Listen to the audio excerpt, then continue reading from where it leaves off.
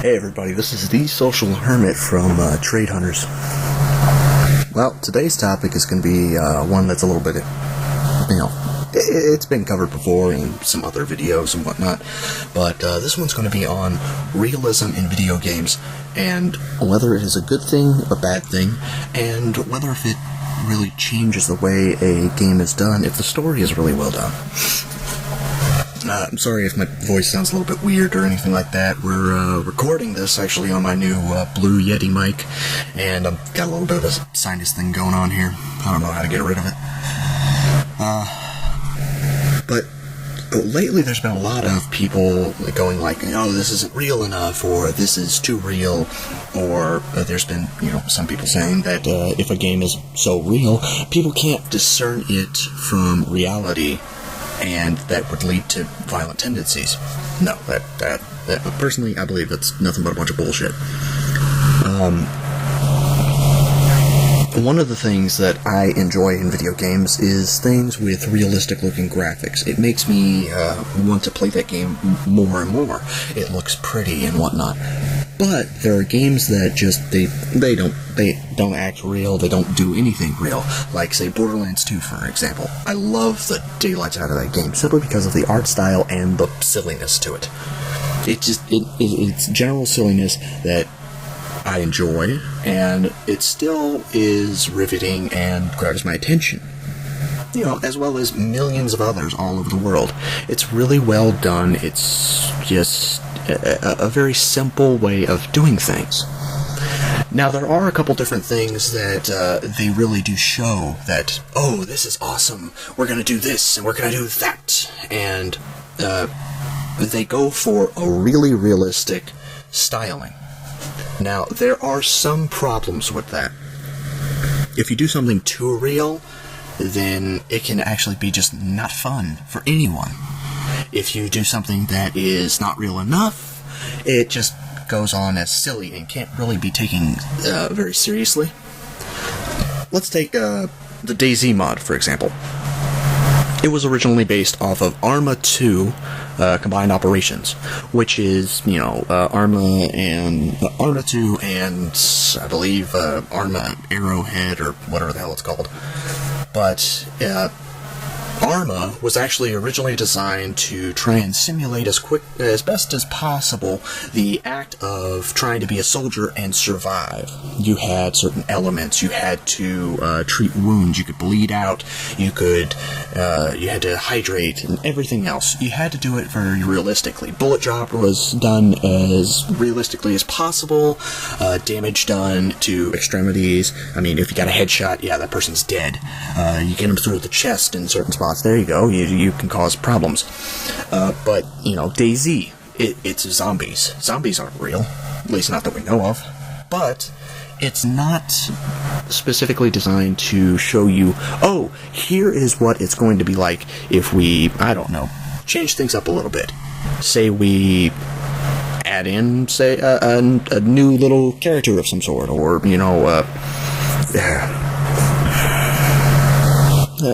with DayZ, you have zombies. Zombies aren't real, but the reactions to the way things are done in DayZ is as realistic as you can get when dealing with zombies. They don't really go by sight, they go by hearing. You have to be quiet. Okay, that makes sense. The necrosis that's done on, bodies and everything will affect the vision, clouding over and whatnot. Yes, that's going to affect it. But hearing and everything else doesn't really go away when you die. I mean, you're not going to be hearing anything. You're freaking dead. But this goes based on just, they can deal with nocturnal things. They can always find whatever it is, simply because they can hear it. Yeah, that's realistic. You have to eat and drink and rest and, all these things. You can rebuild things if you find the proper parts for them. Yeah, it's all perfectly realistic in a non-realistic situation. Post-apocalyptic and everything else, yeah, that could make sense. But Fallout 3, that's definitely not realistic. Oh, I'm going to have a computer, designate this stuff for me. Yeah, we've got that going on now with the $10,000 Linux gun that can aim for you. You're almost guaranteed to have something. But say we want to look at driving simulators. In a driving simulator, or something like Forza, the Forza series, they went for realism, which improves everything. When you're driving a car, you don't want this to just be some silliness and everything else. You're wanting to be serious about this. I can race. I can win. I can be better than those drivers over there. Yeah, that's awesome. And you get to drive with specific cars. They've calculated everything out. All the physics and whatnot are to be done accurately. That actually improves my playing and improves my enjoyment of the game if it is realistic.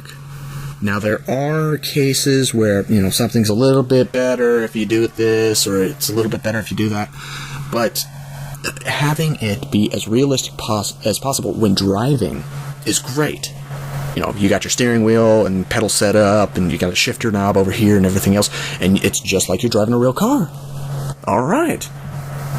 You won't be able to do that in real life in almost any case. Less than, a percent of people would actually get able to go and do that. Because it's just not feasible. You can't really pay that much on a constant basis. Most people don't have a whole lot of money. And I'm perfectly fine with somebody going and saying, hey, I play this and I try and train with this. It's been proven that racing simulator drivers and gamers and everything else have actually done significantly better than professional drivers on the same track using the same vehicles. They've gotten faster times. They actually have even banned them from professional racing. They have to be in the lower tier, invitational things, simply because they were better than the regular drivers. Now, that both reflects positively on the game as well as the gamers, and reflects negatively on those who say, oh, there's no realism in games, it's a game. But then we gotta go around and we gotta look at this, okay? Say there is a person over here, and they are playing a shooting game that's incredibly realistic. You can snipe, you can do everything very realistically done. Battlefield 3 would be a bad example, but the shooting mechanics and everything else are fairly realistic. The graphics and everything else, not so much. They look pretty, but they're not super realistic. ARMAII 3 looks amazing. It has, the grass looks amazing, the features of the bodies are significantly improving with everything that we're seeing. It is looking more and more to be a actual simulator. And when we move into things like the Oculus Rift, we actually put the, first-person shooter vision onto our heads, and we can move about and try and play it like that. Now, that will be a full immersion reality. And, things like that are pretty interesting. But none of these skills really translate over, save for, the driving and everything else. So that just takes experience. You've got to you've got to be able to deal with the stress that's done on there. And yes, people can train themselves pretty easily to deal with the stress of that, but in a combat situation, you're not going to be able to handle something like that. What is it? America's Army 3. That's a good one. They use it as a training tool and a recruitment tool, and it has some realism to it. The new one, 4, is going to come out here pretty soon. They released some screenshots for it, and it looks nice. It looks very interesting. It looks like it's going to actually be a little bit more realistic in their graphics and in how they do things. They have certain things like you are training in, trying to be first aid certified. You can actually translate those skills and that knowledge over to actually getting yourself a EPR certification and a first aid certification from the Red Cross. I've done it myself, and it improves everything. The realism that they put in there is done for a very specific reason. It's done as a training tool, not just for entertainment. Which shows that you can have positive things done with the realism in a video game. It's not just there for, entertainment value, but it can also have a positive impact done on certain people. Now, there are some things that don't quite fit in well. Okay, say we're going to look at a dating simulator. Okay, none of that is going to actually show you anything real. That's kind of ridiculous. Say you're playing something like Katawa Shoujo. That's a good one that was done a while ago. If anybody hears 4chan, B-board, and all that kind of stuff, that doesn't actually translate over. I mean, who the hell is going to go and try and pick up some crippled chicks and whatnot that are, emotionally destroyed and everything else?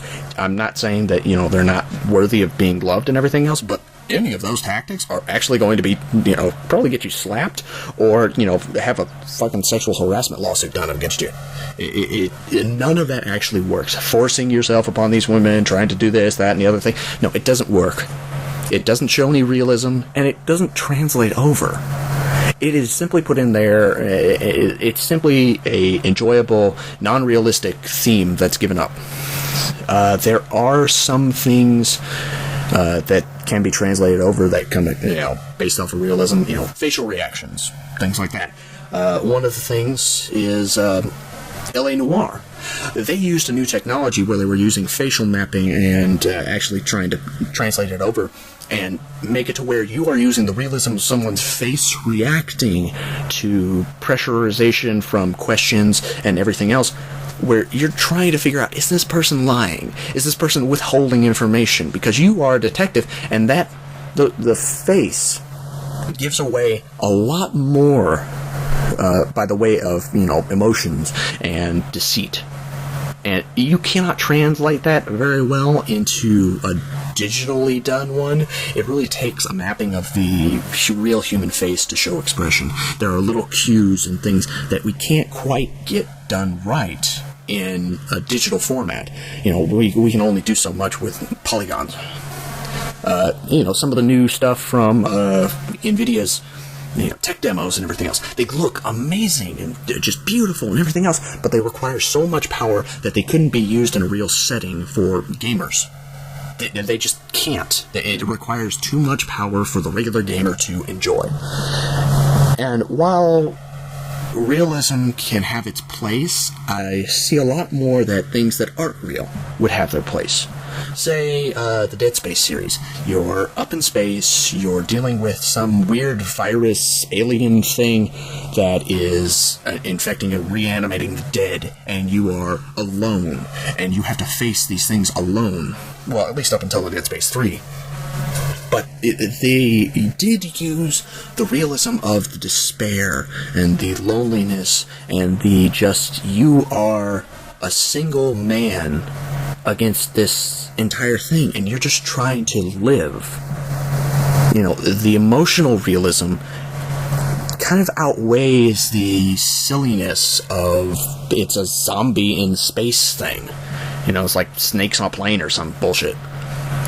But the way that it's done translates into a realism that can be emotionally felt rather than simply given to a visually real, because we don't have jets and things like that, and we don't have things where we can go at light speed and warp drives and this, that, and the other bullshit yet. But the psychological torture that's done, the fact that people are dealing with madness, or we're dealing with a multitude of different things. They actually can translate and relate really well to a person and feel real. But that's not quite the same as total realism.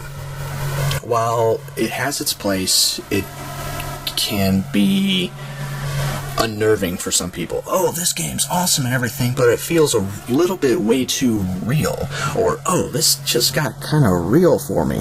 Say, one of the new games that's coming out on Steam Greenlight. It's a horror game viewed through the eyes of a small child. You look around and you're seeing these dark images and everything else, and you're just a little boy in his pajamas running around and trying to deal with what's going on.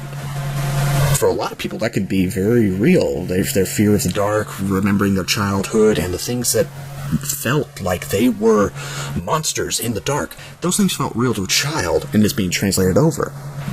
See, that can cause some serious trauma to people, especially if you're talking about a little kid or something like that. Even things like the game Slender. That is not a real game of any... Well, it is a real game, but the subject matter is not real.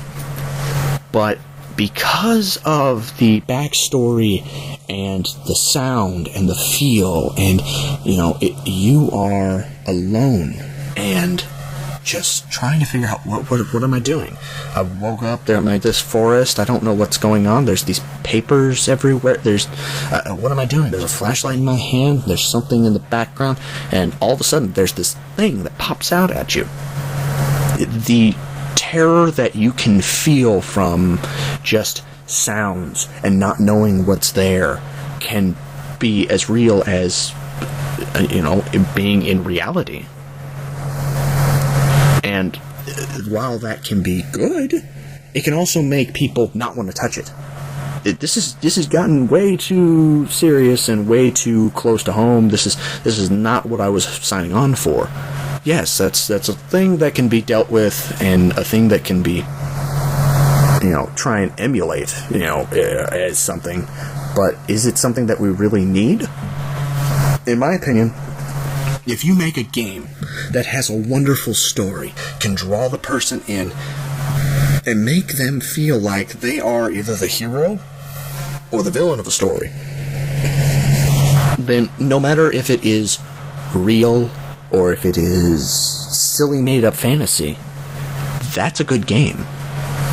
If you can reach people on an emotional level and draw them in, it doesn't matter if it's, you're shooting, super laser plasma gun rifle bullets at somebody, or you're going around and trying to solve things inside of a cave, or deal with, zombies and people that are hunting each other down.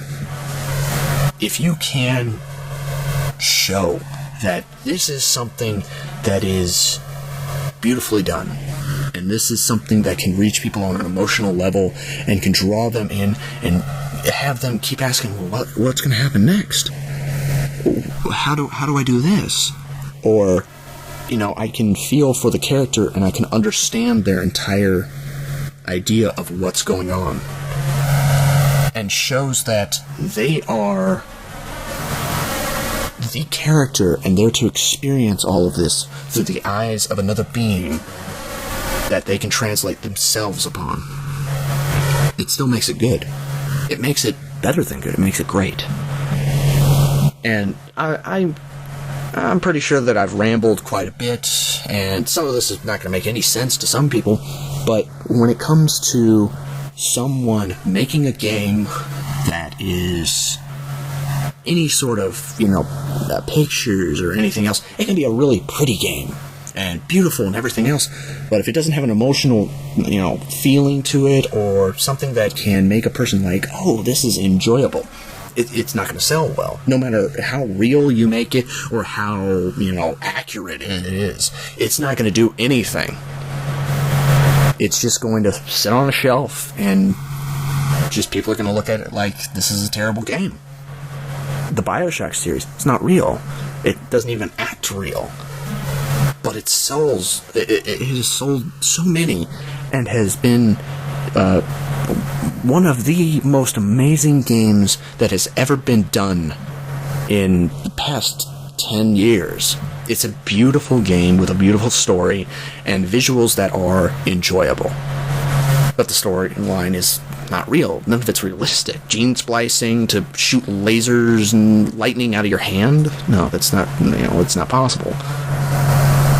But the emotional cord that it strings upon us when dealing with the little sisters, and that real choice of, I can kill this little girl and become more powerful and keep myself alive, or I can save this little girl, and while I'll be weaker, that's another life that I've saved instead of just killing everything.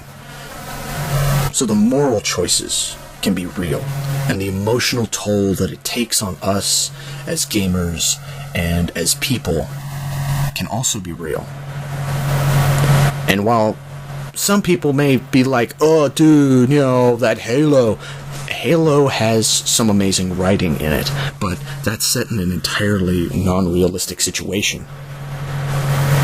But it still strikes an emotional chord. Cortana degrading and slowly dying struck at such an emotional chord because we remember her, and we've been through such things with her and John, the Master Chief, that we don't want her to go. We want to try and save her as just people. We want to save her because we feel that she is real and that she plays a key role. But it's not real. But it feels real to us. And while realism is great, as long as it feels real in any sense, that makes a great game. So that's been my wonderful 20-some-odd minute rant of just me on realism in gaming. If you haven't caught on to that, this is probably going to be one of our longer videos. But I'm going to go ahead and tell you guys this. I'm loving doing these videos. If there's any specific video that you guys are kind of interested in, a topic that you want me to talk on, what my views are, or what the guys here at Trade Hunters, their views are on this thing, go ahead and put something in the comments below, or send us a message, or anything along those lines. It'd be great. Make sure that you guys subscribe and, maybe click a like on there or something like that, because it really helps us get us, more and more stuff out there and get more people to view our stuff. And, we get more views and more subscribers. Hey, I'm going to put out more for more videos as much as possible. We can get, Silent Sniper Gary Oak over here to just go ahead and put up some more videos and everything else. But like, subscribe, recommend, send us your wonderful ideas of topics. Do you want me to talk about how accurate something has to be to its origin, like with the Batman Arkham Asylum Arkham games, and how accurate do those have to be to the source material? Or do you want me to do something along the lines of, hey, what do you think of, having all these zombies? Or, what do you think of, anything? Leave a comment below, send us a message, I don't care. If you guys want to talk to us or anything like that in Steam and everything else, you can look for me, The Social Hermit, and you can also find us at our group, Trade Hunters. We have a group on Steam. There's below, in the description, a link there. So go ahead, visit us, join up, send a message, whatnot. We still do a whole bunch of stuff with TF2 items and this, that, and the other thing. And currently we're looking for Unusuals to upgrade. Yay! And buds and this, that, and the other stuff. But, again, thank you guys for listening. And we'll have another one here probably in another week or two. So this is The Social Hermit signing off. And I'll see you guys probably in a little while. Thanks, bye.